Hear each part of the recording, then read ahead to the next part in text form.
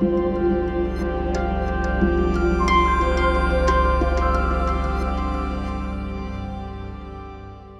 name is Soren Johnson, and this is My Elephant in the Room, an old world design postmortem. Here are the games that I've worked on. Spoiler alert, Civilization 3 and 4 are going to come up a lot in this presentation. I also do a podcast where I interview game designers about why they make games. So check it out if you have time for 4-hour rambling interviews. Old World is a 4X set in classical antiquity with a focus on characters. The simplest pitch is to imagine a game like Civ, but you are actually Alexander the Great. Each turn you get a year older and you will eventually die, and one of your children will take over. I've already mentioned the word civilization a number of times, so let's just talk about the elephant in the room. There's not a single preview or review for Old World that does not mention Civ somewhere in the opening paragraph. Every Twitch stream, you'll always see a, quote, "Is this a new Civ?" somewhere in the comments. More personally, here is my own elephant in the room, Civ 3 and Civ 4. So why should I go back to make a historical tile-based 4X game, a Civ-like, so to speak? Indeed, Civ 4 was a best-case scenario for a young game designer. It's the number 18 PC game of all time on Metacritic, and the number 1 strategy game this century. It somehow even won a Grammy Award for Baba Yet 2 by my college roommate, Christopher Tin, and this was definitely not even on the radar when we developed the game. So needless to say, it's all downhill from here. So before I explain why I made Old World, let's talk a little bit about what the game is and how it was developed. This is the very first pitch screen for Old World. It was a lot simpler at the start. In this image, it was conceived of as a tablet game with the order system and a resource market, but without characters. Here are some screens from the game's prototyping phase. The earliest prototype in the upper right was multiplayer only, just as I had done with Civ 4. And you can see that by 2018, we had just started to add characters to the game. Here are some shots leading up to the release. There's a lot to digest here, but I just wanted to give you a sense of how the look and feel of the game changed year by year. So now let's talk about why I made Old World. Why go back to revisit games that stand well on their own and moreover are part of a franchise that is continuing to succeed and grow? One good reason is to know your inheritance, to re-examine it, to look for ideas which were baked into the earliest version of the game and see if changing them could transform the experience. A good example is what I'll call, quote, every unit moves, which is how Civ has always worked. Every unit gets to move once per turn. Civ inherited this mechanic directly from Empire, a game from the 80s which had much of the same turn-based, tile-based combat as Civ, but without the scope of all human history. And Empire got every unit moves from war games, which you can see here in the form of a monster version of the Eastern Front. The conventional way to play a hex-based war game was for every counter to move once every turn. The problem with every unit moves is that you are not actually making any trade-offs, not actually deciding between your military and your infrastructure. It's guns and butter. There is no reason not to take an action. This is one of the main sources of the late game slog in Civ games. If you've built 100 units, then that means you have 100 decisions to make each turn, and frequent decisions are rarely interesting ones. Indeed, worker automation has become a standard, expected feature in later Civ games because players know that these constant low-stake decisions become boring quickly. Because creating more mines and farms has no cost to the player, there is no reason not to do so. Of course, players don't want to have to do the busy work themselves, and it's busy work because these decisions have no costs, no trade-offs. Generally speaking, anytime you have to add automation to a game, it's a red flag, a good time to evaluate whether the thing you are automating is well designed. This is a slide from the original pitch deck explaining how orders would work. On the left, you can see every unit moves, and on the right, you can see how it works with Old World. It's up to the player to decide how to spend their orders. Orders didn't just come out of the blue. Instead, it came from a number of sources, including some odd ones, like Facebook games. Here is Frontierville by Brian Reynolds, the designer of Civ 2, which took Farmville and added an energy mechanic that limited the player's actions. This was an odd little moment in time, by the way. 3 former Civ designers, myself, Bruce Shelley, and Brian, were all working for Zynga, and even Sid was making Civ for Facebook. Note that the point of the energy system in Frontierville was to ration out progress so you don't burn out on the game, which creates friction and thus a potential microtransaction. I didn't have any interest in that. Indeed, I'd say I had anti-interest in it, but I did like how it made you think about what to do with your actions. Suddenly interesting decisions emerged. Here's another example from that time period, Hero Academy from Robot Entertainment. This game gave the player 5 actions each turn, which could be used for moves or attacks however the player wanted. In fact, this game went even further than Old World, as units could attack multiple times per turn. And not all war games used every unit moves. Eric Lee Smith's Civil War game used an initiative mechanic where you alternated moves with the other side, which could allow you to move one army many hexes in one season, while other troops were left in place. Coincidentally, this was actually the first war game I discovered as a child, so I do feel like its rule set has always been in the back of my mind. Worker placement games are also an influence, as they are all about giving the player a lot of options, but a limited number of actions. Choosing to do X means you can't do Y. The thing all these systems have in common is forcing the player to choose one thing and not to choose another. In other words, guns or butter. The order system was always part of this design, and it gave me a reason to return to making a Civ-like game, as this one simple change would radically transform the game. There were many other new things I wanted to try, but with this one change was the reason to get started. Of course, like all design, just because you have an idea doesn't mean you know how to implement it. There are probably 100 ways to make an order system. Oh my gosh, hold on. Okay, I'm good. No, I'm not good. What is going on here? I am so sorry. My notes. I'm sorry, my notes are out of sync from my slides. Worker placement.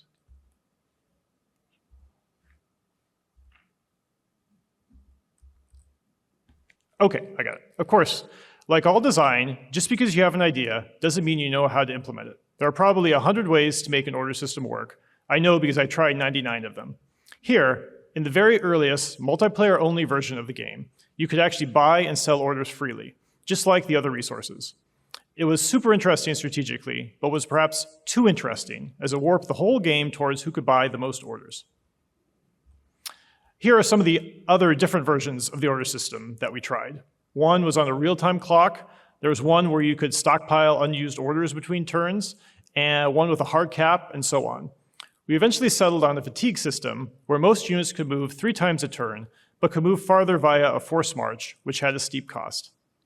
However, most of these other ideas didn't get tossed away. Instead, we hid them behind late-game laws. Coin debasement unlocks buying orders, for example, and elites unlocks stockpiling orders. That's a useful trick if you ever have something which is interesting but just too powerful. Don't cut it right away. Instead, shuffle it away to the late game where it can stay interesting but rare. I was worried about the ramification of orders for the AI, but in the end, it worked out for the best because it enables the AI to actually attack on their own initiative, instead of coming to the player slowly, turn by turn, allowing itself to get picked off. Multiplayer sessions, on the other hand, were fascinating. Victorious teams were usually the ones who saved orders for their economy, as roads became hugely important in order to make units more orders efficient. The strength of the order system was the huge possibility space it created each turn, because there were so many different ways to spend your orders. This vast, sometimes intimidating space led to the undo feature, which kept players from feeling overwhelmed. Players could try out multiple ways to launch an attack, and then just change their mind and do something else. It was initially intended just to help with misclicks, but became a pillar of the game and was actually an awesome for debugging too. Indeed, undo turned out to be one of our most popular features. It was often one of the 3 or 4 bullet points listed in the pro column at the end of a review. It's an unexplored area. A number of games like Invisible Ink and Into the Breach have experimented with limited undos, but we didn't find that necessary. Players appreciate being able to play the game however they want.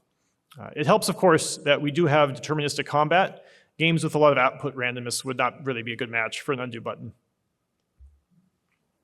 While we are mentioning quality of life features like undo, I also have to mention our help system, as our tooltips have tooltips. As is often the case with strategy games, the tooltips refer to something that you need more information on, which usually means taking a trip to the manual, or the wiki, or the in-game encyclopedia. In Old World, you can just middle-click or shift-click to open up a new tooltip off of the previous one. Now we might want to know what rancher means, so we just open up another tooltip. I wonder what civics are. And so on. You can go as far as you want. We have infinite tooltips. I definitely want to mention that the designer who pioneered infinite tooltips is John Schaefer, who worked with me on Civ 4 and was the lead designer of Civ 5. Old World was the second game to implement them, and I expect them to become a standard convention for turn-based games in coming years. I wrote this line in a column entitled "Water Finds a Crack" back in 2011, and it is now permanently the most popular post on my blog. It's sort of taken on a life of its own, showing up in random videos and other GGC talks, and it's super applicable to ICS. What is ICS, you might ask? ICS means Infinite City Sprawl, the bane of Civ designers. Basically, players learned early on that the most optimal way to play was to squeeze as many cities onto the map as possible. Each iteration of the game tried a different method to fix this issue. Civ 3 had corruption, Civ 4 had maintenance, Civ 5 had global unhappiness, but ultimately they are all basically just unfun band-aids. Interestingly, this is a solved problem for Space 4X games. Master of Orion, traditionally considered the first Space 4X, didn't have this issue because cities are equivalent to planets, so one city per planet. Thus, there are literally a fixed number of cities each game. Endless Legend and Humankind do something similar with regions, cutting the board up into territories at the start of the game, and then allowing only one city per territory. We tried something like this with Civ 3, but I was unsatisfied with it because I felt that your choices should determine the borders between cities, not the designer's hand before the game begins. I found a middle ground between limited city sites and dynamic growth by putting preset city sites on the map. Then all the border growth after that would be determined by the player's actions. New borders would come from tile specialists and urban improvements. Thus, we rejected one more piece of our inheritance, as our borders have always come, at least since Civ 3, from a city's culture. Finally, city sites also gave us a natural place for tribal camps, which helps drive conflict and ensure that the player needs to balance expansion with military and not just spam settlers. Civ 5 introduced 1 unit per tile, a big change for the series. Definitely another elephant in the room, although in this case, not my elephant. At any rate, the popularity of Civ 5 and Civ 6 meant that a lot of players would expect 1 unit per tile. Debates rage over Civ 4's Stacks of Doom versus Civ 5's Carpets of Doom. However, making a big change to combat was needed for Civ 5, as each iteration needs to shake things up a bit. Just as Old World needs to justify its existence, each version of Civ does as well. So we started with 1 unit per tile simply because it was the easiest thing to code. But I thought I had a clever solution for a better stacking system. Simply put, the player could stack units, but if that tile was ever attacked, each unit on that tile would be hit equally. Therefore, because Old World has no counterattacks, stacking a bunch of units on the same tile would be very dangerous. So we were naturally encouraging players not to stack their units, but they could be tempted to if stacking an extra unit on a tile got them a kill. However, before finalizing anything, we decided to try classic 1 unit per tile combat, just to see how it felt. And surprisingly, it felt great. It works because Old World doesn't have counterattacks, like all of the other Civ games. Combat is essentially split across multiple turns, with units trading blows until one dies or retreats. Each separate attack is without risk, only the target is damaged. The order system made this necessary because allowing defenders to damage attackers is basically akin to giving them a free, orderless attack. And defenders almost always have an advantage in these types of games anyway. Ultimately, I wanted to reward attacking because attacking is more fun. Pictured here is a very rare version of Risk. Only 1,000 copies were ever printed. It's the one Rob Daviau worked on before designing Risk Legacy, and it made one huge, crucial change to the game. It added objectives, which are important because you win the game not by conquering the world, but by simply being the first player to achieve 3 of them. They were so important to achieve that they changed how players would play the game. Instead of playing defensively and turtling up in Australia, players would want to go on offensive each turn to grab these objectives, which go to the first player to achieve them. You would overextend yourself to try to actually control Asia just because you wanted that objective, even though you knew that you would probably lose Asia the next turn. And it made for a more dynamic game because attacking is fun. Generally speaking, taking actions in games is more fun than making it harder for other players to take actions. Conservative counterplay is less fun for you, and it's definitely less fun for your opponent. Civ players are used to beating the AI by allowing it to kill itself against your heavily fortified units. So taking away counter damage was a big change. But again, I wanted to reward attacking because attacking is more fun. However, allowing players to overload a combat front via stacking to get a kill took away the opportunity for the defender to counterattack. So 1 unit per tile was actually a very important piece of the puzzle to making our combat system work. Really, you have to look at it holistically, as all 3 of these systems support each other. The biggest problem with 1 unit per tile in Civ is that it leads to traffic jams, where units clog up the tiles between cities. So, city sites alleviate this problem because we can enforce a very high minimum distance between these cities, much higher than in a Civ game. The order system, on the other hand, ensures that units don't block each other while moving through tight passages because every unit can make multiple moves per turn if necessary. And as I mentioned, 1 unit per tile balances some of the extremities of the order system by making it impossible to form stacks to kill a unit in a single turn, which would then remove the ability to counterattack. So the 3 systems fit together nicely, buttressing one another.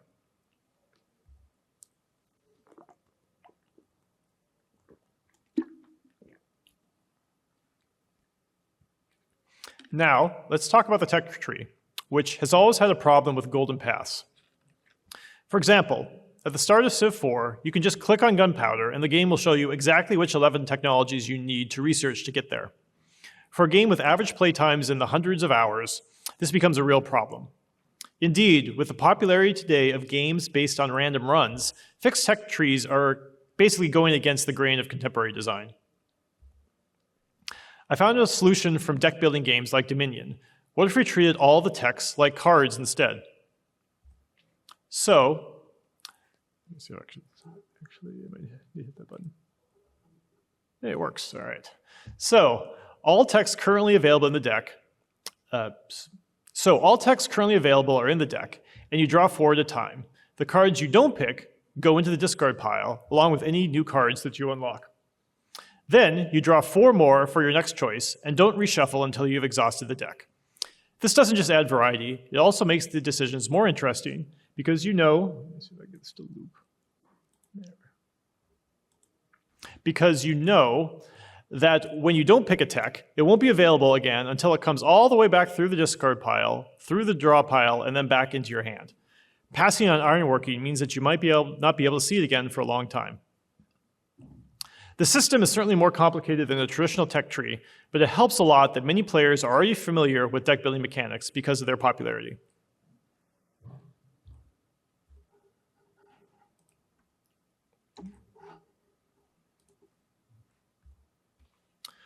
Turning techs into cards also enables the idea of bonus cards, which give an instant boost, like a free settler, as you see here, or a great scientist, or a lump of stone.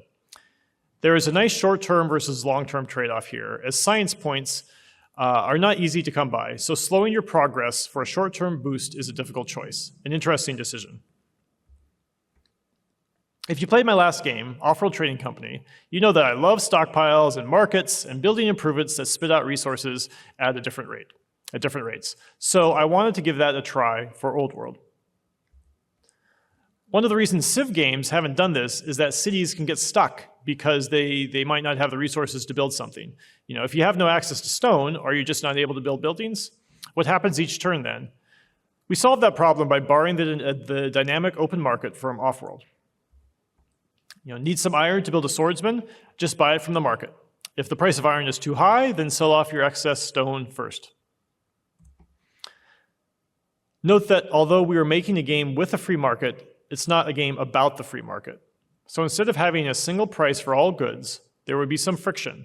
So we use the original system from Age of Empires, where the buy price is double the sell price.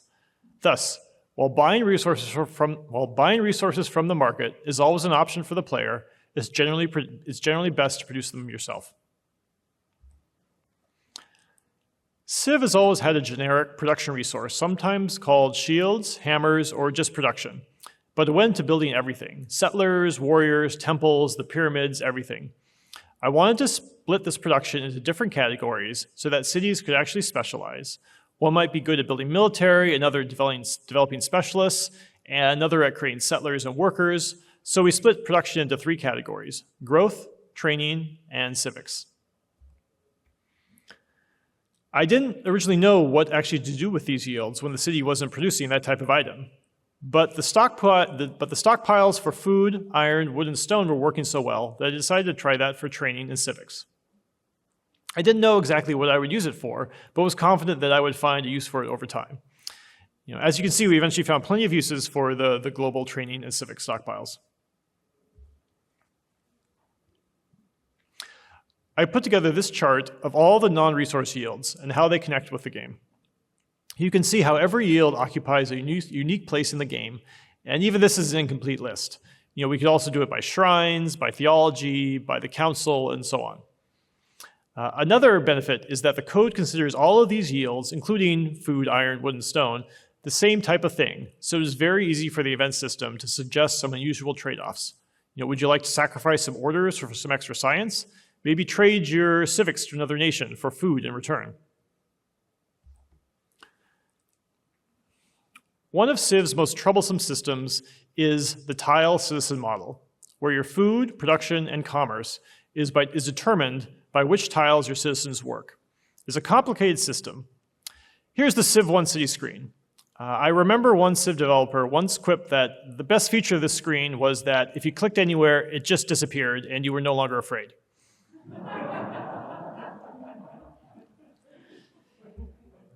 Each citizen in a city is assigned to a specific tile, and these tiles all have different yields. And the player has the freedom to move every citizen around every turn. Over time, the designers have added all sorts of automated systems to encourage players not to mess with their citizens. And remember with workers how automation is a red flag? Even worse, for hardcore players, the citizen system is a temptation to lose hours and hours of time with needless micromanagement, because there is no cost to moving your citizens around every turn to eke out some small 1% benefit. These are not fun decisions. There's a pattern to these systems which suck the player into boring micromanagement. They lack any real trade-offs, either because they have no costs or because they are temporary. Interesting decisions come from giving something up and from making decisions that you'll have to live with for the rest of the game. Decisions where you have to think holistically past the information horizon. You aren't just doing math to figure out what gives you a single extra food this turn.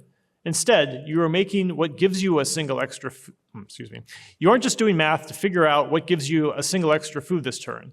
Instead, you are making an intuitive decision about what might get you more food farther down the road and whether food might be more or less valuable to you later on than it is right now. Our way out of this problem was to have all improvements produce yields on their own, but then citizens could be permanently turned into specialists on a specific improvement to boost its output by 50 to 100%, and give other benefits as well, such as extra science. Furthermore, these specialists would each have a cost, both a food cost and an opportunity cost. Building a trapper or a poet doesn't just cost food, it also means your city is not building a chariot or another settler. More importantly, though, your decisions will be permanent. There's no opportunity to go back to micromanage and rewind your decisions. Permanent decisions are a very important tool for a designer. It gives the player the freedom to move forward and not optimize the fun out of the game.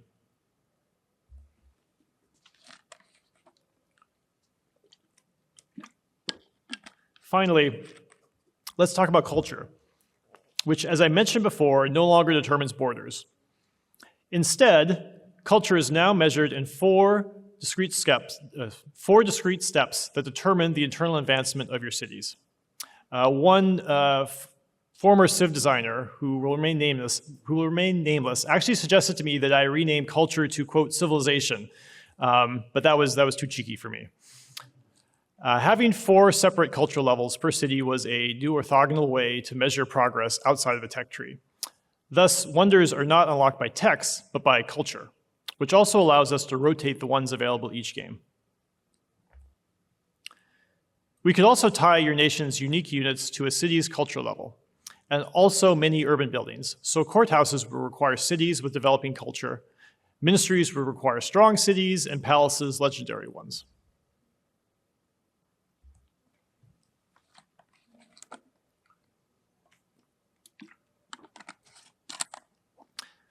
Now that we felt good about the gameplay, we felt it was safe to start exposing publishers to our ideas.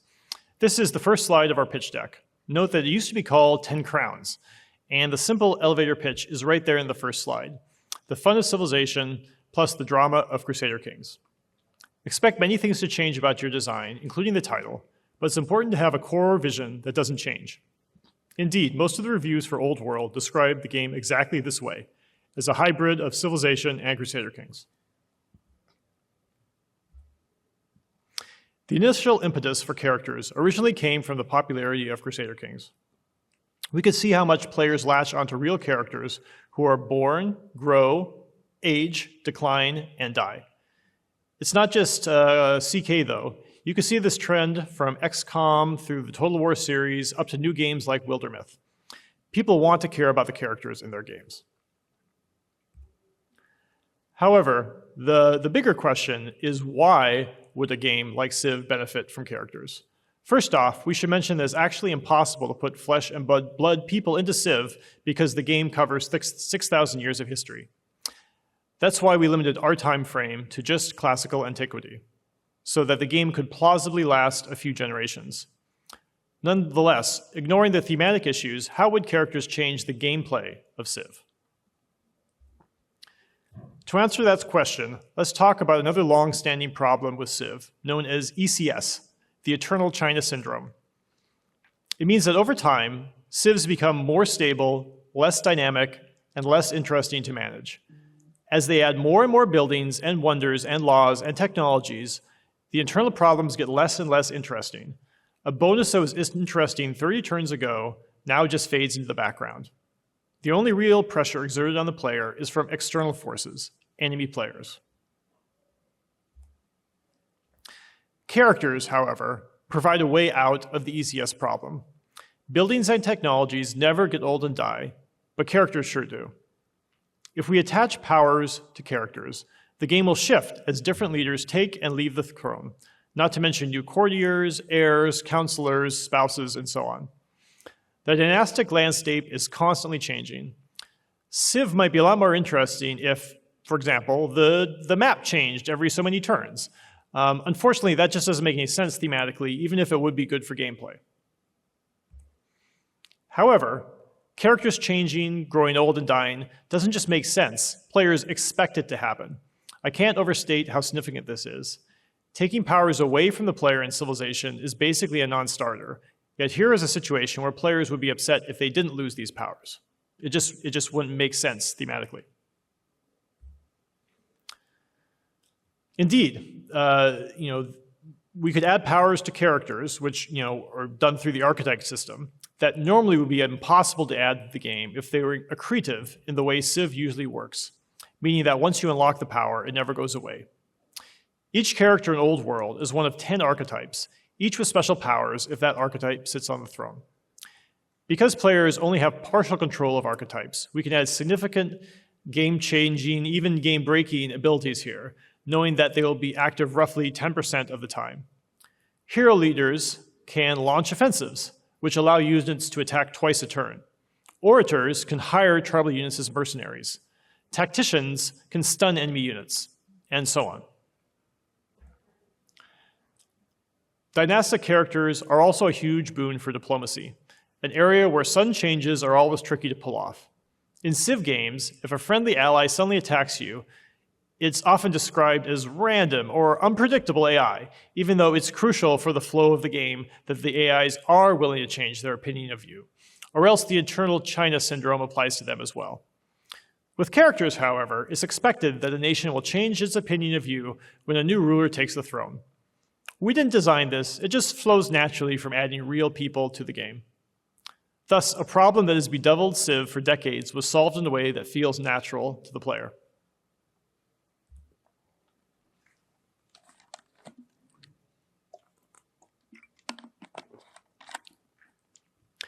After shipping Civ 3, one thing I heard often from the Civ 2 community was that the modding tools lacked support for something called events, which I eventually learned meant a system of triggers and effects that modders could use to give games a narrative arc. It could create a series of chapters, for example, which push the story forward when the player achieves certain milestones.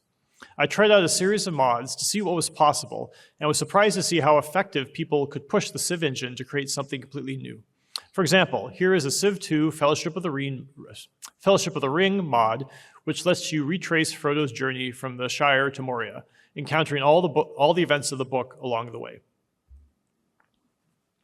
So, to enable this type of narrative-focused mod, we added triggers and effects to Civ 4 using Python as the scripting language, and ultimately just released the game source code itself, which led to some amazing mods like Fall from Heaven and Dune Wars, both of which completely transformed the game and proved the amazing potential for both story and modding in 4X games.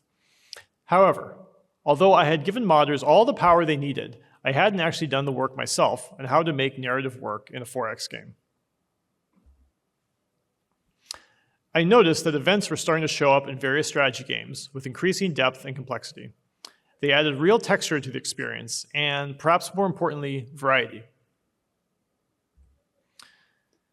The most interesting mixture of strategy and events was the cult classic King of Dragon Pass, a 1999 game that vanished without a trace on release and then somehow snowballed into a hit decades later as word spread of its wild mixture of traditional 4X strategy, clan management, and dynamic narrative. The event system was the star, and your choices largely determined the path your game took, often in wild, unpredictable ways. Each event forces you to make difficult trade-offs between the demands of various factions, both internal and external to your tribe, just as we wanted to do with Old World. However interesting this was, it's not a game that I could make. First of all, this game is an actual beginning, middle, and end, and I have neither the interest nor the ability to tell a single cohesive story. More importantly, Dragon Pass doesn't tell you the effects of your designs. You are meant to just intuit the results, which works for some games, but not for Old World, a game where transparency is one of the most important design aesthetics. The event system might surprise you, but the direct result of each of your decisions needs to be clear. For me, the promise of a strategy game is understanding what's going to happen each time you click a button, while still not being able to predict the future. So, because transparency was important, I turned to the world of board games for inspiration. Specifically, the dynamic narrative masterpiece, Tales of the Arabian Nights, which comes with a game book of over 2,000 events, randomly drawn from a deck of cards, and which both react to and can change the player's current state. The mechanics for choosing events and how they affect the player are transparent and easy to understand, which was necessary because, as with all board games, the players have to do all the work themselves. So, for example, having the Wit and Charm trait might help you escape a vengeful sorceress, while an unlucky player without that trait might end up ensorcelled, which will affect further events down the road. What inspired me about the system was that it was robust. It's not an intricate event tree where missing a node might cause a story chain to break. Instead, the events are loosely coupled, as they are meant to work together regardless of which random set you draw each time you play the game. One of the benefits of a loosely coupled system is that multiple authors could create events at the same time, without requiring close collaboration, or really any collaboration at all. Here are some of the authors of the over 3,000 events currently in Old World, led by our CEO and creative director, Layla Johnson. Many of these writers worked on the project at completely different times, creating dynamic story arcs by accident. One writer might add an event that results in your leader becoming a drunk, while another author, years later, creates an event that only triggers if the leader is a drunk, and now we have the makings of a little story. Indeed, as we add more events with each biweekly update, the story system becomes more and more cohesive as more events are added to cover all the unusual permutations that might happen for each playthrough.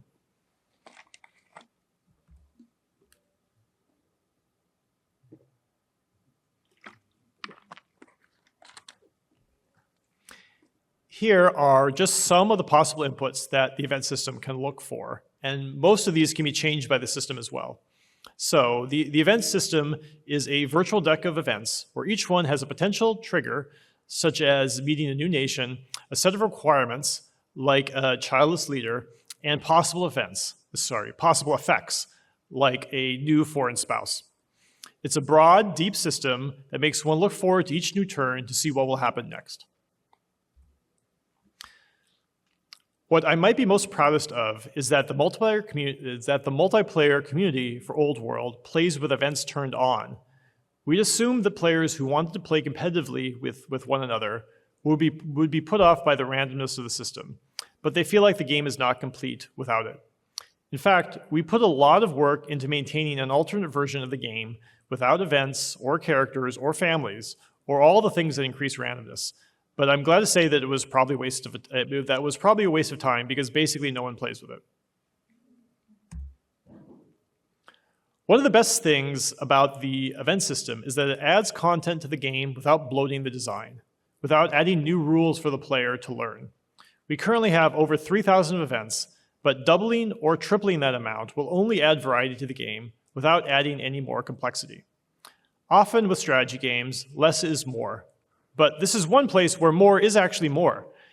It's the same reason why card-based war games like Twilight Struggle and We the People have become popular. It creates a deeper experience while keeping a slimmer rule set. Ultimately, the event system ensures that no two games play out the same way, as there are endless possible stories, as one event leads into another, changing the path of your game while your in-game choices feed back into the event system itself. I accidentally built an interactive fiction engine inside of a 4X game, and I'm very excited to see where our writers and the modding community can take it. In Civ 3, we introduced the bargaining table to the 4X genre. Pick and choose what you want to give and to receive from all sorts of potential options. It's become a staple of the genre. Here it is in Galactic Civilization 3, in Total War 3 Kingdoms, in Total War Warhammer, in Stellaris. Unfortunately, it was a big mistake. My first inkling that there was a problem was after Civ 3 shipped and people started to complain that the AIs all tended to have the same text. The reason was that the AIs were using the bargaining table the same way the humans did. Every time the AI got a new technology, they would contact all of their friends, rivals, and even enemies to see what they could get in return by trading it away, which cost them nothing to do, but could get them a little something in return. From the humans' perspective, it looked like the AIs were part of a giant tech cartel, and were selling text to each other at bargain prices, but the AI was simply pursuing the optimal strategy, the same thing that the human actually did. Again, we have a system where players were ruining the game for themselves because there was no cost to contacting every civ, every turn, and also endlessly tinkering with how to get the best deal possible. No reason not to just put one more gold piece on their side of the table until you've hit the AI's maximum price for what you were trading away.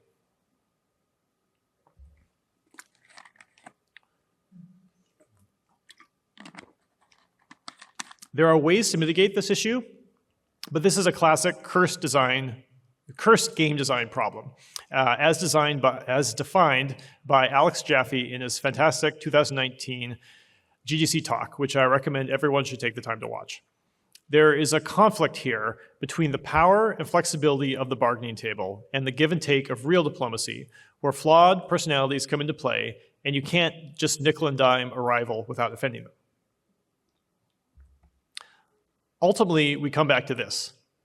There is no solution here because we are giving players all the tools to ruin the game for themselves. Fortunately, Old World had a system in place that could solve this problem by replacing the bargaining table with something else, the event system. Here is one example. You married a Babylonian many years ago, and now, because of that connection, you must choose a side in the war between Babylon and Carthage.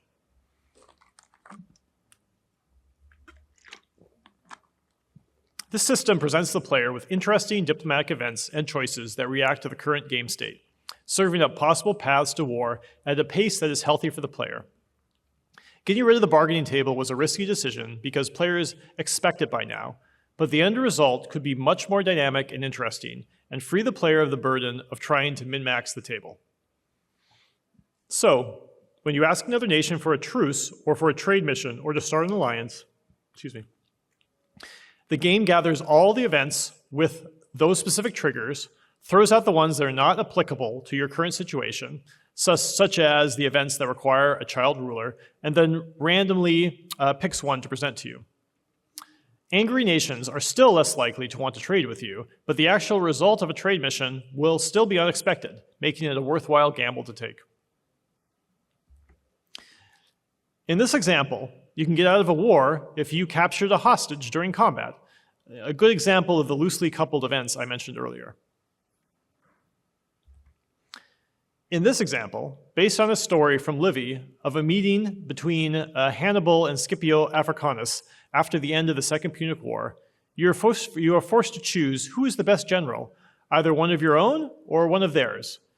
You must choose between damaging your own legitimacy or angering your guest. These incidents stir the pot of diplomacy and make the game much more dynamic. Here, Rome is offering you one of its unique units, a status, as a mercenary. And this is a good example of something we'd be afraid to put on the bargaining table because it would be abusable. But it works fine as a random event, which isn't guaranteed to appear.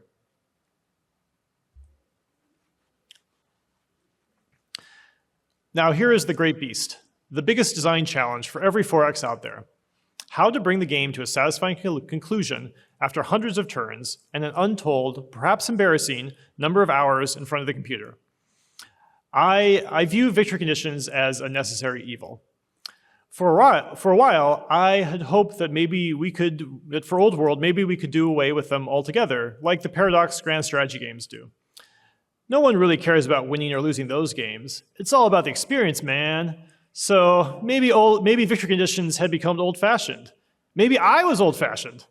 The truth is that games like Crusader Kings and Europa Universalis are really more like simulations than they are like games. And one important fact about 4X games is that they are GAMES games. Players expect to win or give up trying.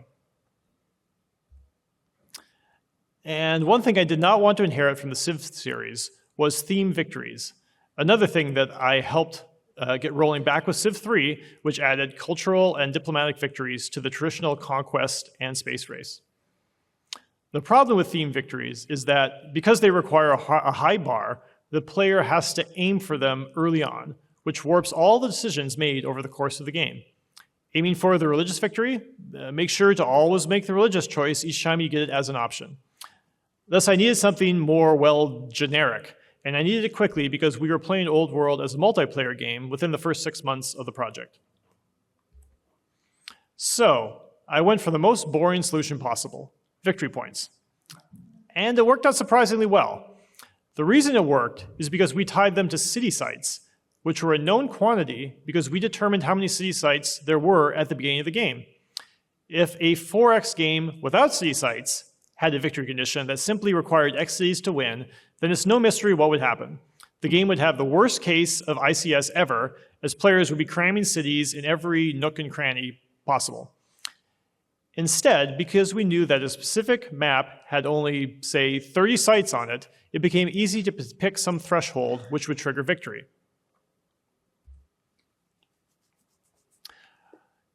Of course, while victory points are a perfectly serviceable win condition, they hardly fire the imagination. So we needed something a little more interesting, a little more thematic. I wanted a victory condition that dynamically told the story of your dynasty and hopefully even pushed you to play a little differently.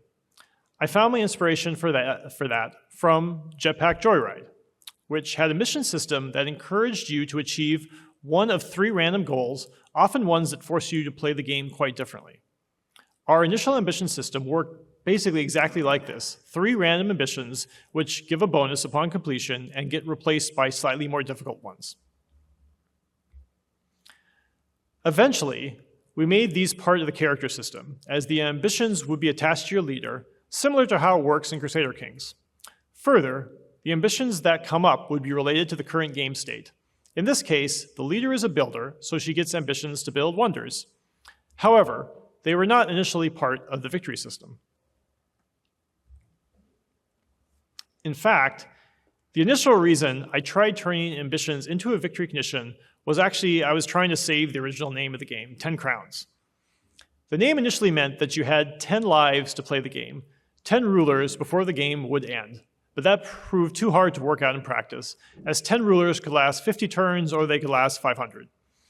Thus, I tried to retcon the name by renaming ambitions to crowns, and then victory conditions would be right there in the title. However, the team didn't buy it, and we, of course, shipped with a different name.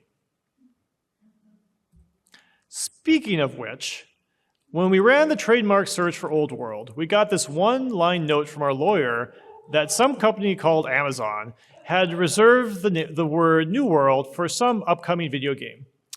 I actually didn't give it much thought, because how often does Amazon actually ship their games? So yeah, it was fun trying to spend the end of last year explaining on Twitch that we weren't some weird prequel to New World. So, what about the AI?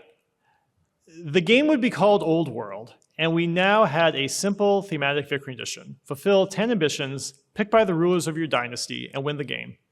However, one issue I've often seen with themed victories in Civ is that because they focus on internal progress that is not visible to other players, when one player achieves a cultural or religious or scientific victory, it can come as quite a surprise. And I don't believe a player should ever be surprised by a "you just lost" pop-up after a 20-hour game. So we made the simple decision that the AI could not win via ambitions. They could only win with victory points, which are much more straightforward and always visible in the upper left corner. This type of asymmetry is actually a bit unusual in a 4X game where the AIs are ostensibly supposed to be stand-in for human players, but that's always been a myth. Players don't actually want the AIs to behave like humans. As a simple example, real human players would usually all gang up on another player who is coming close to victory, regardless of previous relationships. However, if you have the AI behave that way, players will accuse it of treating the human unfairly or of not letting them win fair and square. There's nothing inherently better about symmetric design. Indeed, I'd say much of the most interesting work in the tabletop renaissance is with deeply asymmetrical games like Rote or the Coin series. Once we broke the seal of asymmetry, it opened up the design space significantly. The AI, for example, doesn't get events because we wanted events to have meaningful results that significantly impacted the game. It's okay for one of your events to end a war because you convinced the AI's heir to seize the throne. However, it wouldn't be okay for that to happen to you just because the AI, quote unquote, drew that event. Trust me, that may sound interesting theoretically, but it's not going to go down well with players. Further, without symmetry, we could rethink difficulty levels. Instead of giving the AI bonuses like faster research or cheaper troops, we simply start the AI with more cities than you. Thematically, you are a new nation in an old world, somewhat like Rome was in the 4th century BC. A small kingdom centered on one city and surrounded by a larger, more ancient empire like Greece, Egypt, Persia, and Carthage. Thus, the AI in Old World plays without any bonuses or cheats at all, simply with a significant head start depending on the difficulty level. We felt players would enjoy knowing the AI was playing by the same rules as the player, while also finding a way to provide a challenge for veterans.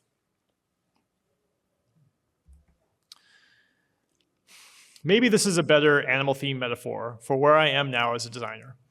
I've gone deep on 4X games during my career. I probably know more about these type of games, what works and what doesn't work, than is really healthy for a person. My design journey with Old World was truly about putting that knowledge to good use, to not let it go to waste, so that we could push the genre forward in an intelligent, considered way. Often the best source of innovation is from new blood coming into the industry with new ideas, but I hope my work can now show that it's possible to innovate after 22 years in the industry, as long as you're willing to give an honest assessment of what parts of your games have been making players' lives better and which parts have been making them worse. Many of the mechanics and systems from Civ that I've rejected with Old World are ones that I came up with myself. The bargaining table, theme victories, cultural borders, strategic resources, these are all ideas I pushed for when I was 24, just out of college. Old World is a conversation with myself as a younger designer, and I feel fortunate that I got the opportunity to have that conversation. Opportunities like this don't come along every day. Thank you.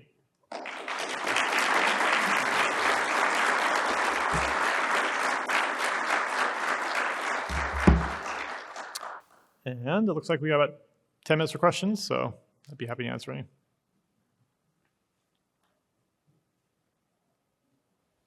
Thanks for the talk. There's this tendency I have as a gamer to try to optimize things. And to an extent, I really enjoy it, right? Sure. And personally, I feel that when, at the beginning of a match, say I want to make a concrete plan about like, okay, I'm going to do a conquest victory or something like that. And then a series of randomized events come up that sort of force me to pull away from that strategy, particularly in single player. I feel kind of like, well, game, come on, man. Like, you got to work with me here a little bit. Or I sometimes feel like, well, these don't matter because I'm still going to do my own thing. Did you run into that sort of feedback or challenge while developing? And if so, like, what measures did you put in place to better enable that type of player? To enable the type of player who wants to aim to play a certain way? Yeah, to like aim to play a certain way and to master a certain strategy. So I don't play the 4X games so much, but more so like the real-time strategy games like Sure. StarCraft. And like, if I want to turtle behind cannons as Protoss, like that's not an optimal strategy, but it's like the thing that I want to do. It would be nice if the game would facilitate me doing that sometimes. Sure. You know? So we don't have, traditional theme victories, right? There's no cultural, scientific, or whatever victory. But the game is reactive to what you do, right? Like, we do have ambitions, and it's not just 10 random ambitions. I guess I probably didn't go into this too much, but the ambition system is going to feed your ambitions based off of first of all, the families that you chose, for your nation. Like, you might have chosen the champions over the traders, and the champions are going to come forward, and they're going to prefer it if you do conquest-style ambitions. And actually, we've been working with the writing team a lot recently, actually, to as much as possible have the ambitions come through the event system, right? So there might have been an invasion from the Vandals, and they pillaged a bunch of your tiles, and because of that, you now have an ambition to destroy 4 Vandal camps, right? And then there's other ones, like you have a builder. I guess I showed that. You have a builder leader. That builder's going to want to build wonders, and presumably you have a builder leader because before when you decide how when that character was like a teenager, I want that character to study civics or something, right? And then they become a leader. So it's like the ambitions you get are going to kind of react to the decisions you make. So it's kind of building it on the fly. If that makes sense. Very cool. Thanks. Mm-hmm. All right, good. Hey, thanks for the talk. It was great. And Civ 3 is one of the early games that was influential to me. So really great to see you talking about the things that you were not happy about that game and sort of deconstructing, patterns and tropes in the 4X genre and seeing if there are other things that can be done. And I was wondering, are there any other tropes in the 4X genre or patterns that you see where you're like, I don't know if that's necessary. I would like to see a game that doesn't do X or does something else differently. Maybe tiles. That's a tough one because I think I literally, in my Civ 4 GDC Postmortem, I put a thing saying like, Civ 4 is not a turn-based game, it's a tile-based game. Everything's about tiles, right? But there is a major cost for tiles. Like pretty much all of the stuff, all of the micromanagement at some level has something to do with tiles, right? And if you wanted to make a game, what you're really caring more about is the story and the diplomacy and the interactions, and the territories are different, and you're making choices, but they're not as fiddly. So maybe the game could go a lot faster. Like you maybe want to move to some sort of like true region system, right? And get the player away from going through tiles. But that's, I'm not going to do that for another at least decade. So I'm ready to do something else. Great, thank you. Hello. You talked earlier in the presentation about anytime you have automation being incorporated into the game, Yep. it being a red flag potentially. Yep. And one thing I was curious on is I went to like another thing that talked earlier that was completely different genres with completely different things that I was talking about. That was talking about how automation was also an opportunity for accessibility for features that weren't necessarily problematic. And I was kind of curious where you thought was an appropriate area, if any, to leave automation Sure. in versus the areas that were those red flags that should be reevaluated. Sure. So first of all, there's never any hard and fast game design rules. Like that's always the case. Whatever I tell you here, there's a very good chance it doesn't apply to your specific game for whatever reason. Yeah. If the system by itself was supposed to be fun, like engaging with if workers were actually supposed to be fun, then if turning that off if players want to turn it off, then there's a problem. I think that worker automation is definitely not as problematic as citizen automation in Civ games, where it really feels like at this point Civ is at a point where it's kind of like it's their the skeleton in their closet. They're like, please just don't ever touch this. We promise you won't have to worry about it. Just please don't, And so like I think that system really needs to be rethought, and so that's a big problem. But I'm sure there's games which for whatever reason automation might be appropriate. Thank you. Like I said, red flag, right? Something to make yourself ask questions. Right, good. Great talk. So you talked earlier about how you have these city sites, the limited number of cities, and that you presented that as a solution to the infinite city sprawl. It seems to me that the solution, like the optimal play, would still be to put a city on every city site. It's just instead of every tile, it's every city site. And it doesn't really change the nature of that decision all that much. I'm curious what your response to that is. Yeah. No, so you're partially correct, right? Like that there's sort of two ways to look at this problem. One does Civ have an expansion problem, which is the best option is always to keep building more settlers, right? That's one part of the problem. The other part of the problem is, okay, fine, you should build as many settlers as possible, and you should also squeeze your cities in together as much as possible so that the end result is twice as many cities as your opponent or whatever.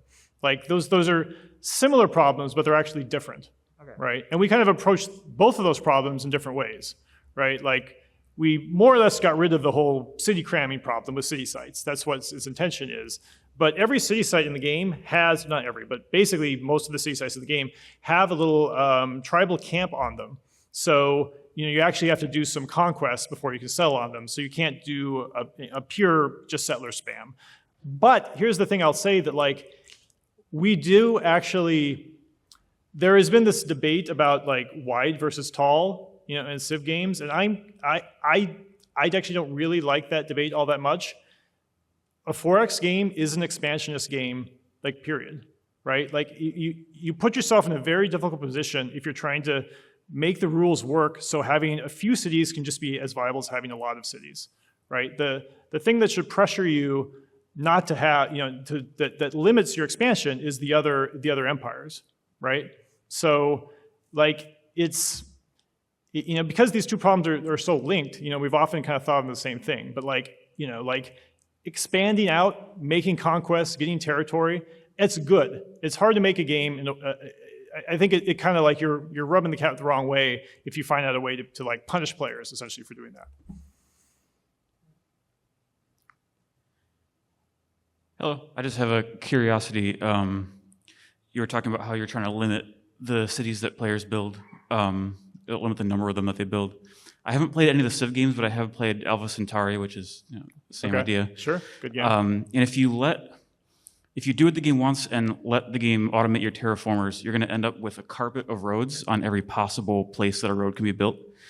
And you mentioned building roads in this game, and I'm wondering just what your thoughts are on placement of roads and what kind of thoughts you put into that. Sure, yeah, free roads have been a problem in a lot of Civ games where, at some point, and this very much comes into the order system, right? Where, in Civ and Alpha Centauri, you got your workers, there's no downside to doing something with every turn. At some point, all the tiles get filled up. So, well, what do I do with these workers? I might as well use them. I guess I'll just fill them with roads next, right? So that's exactly why we have the order system, right? And it's not just that. It's also the stockpile system, right? Like, so every road you build in Old World costs you an order, well, probably two. You move there and you build the road, and then also costs you some stone, right? So now it's a choice, and you're not just going to build roads arbitrarily. So when you play Old World, you actually see road networks that look natural, because they want to use their orders for other things. They want to connect their cities and then use those orders for something else.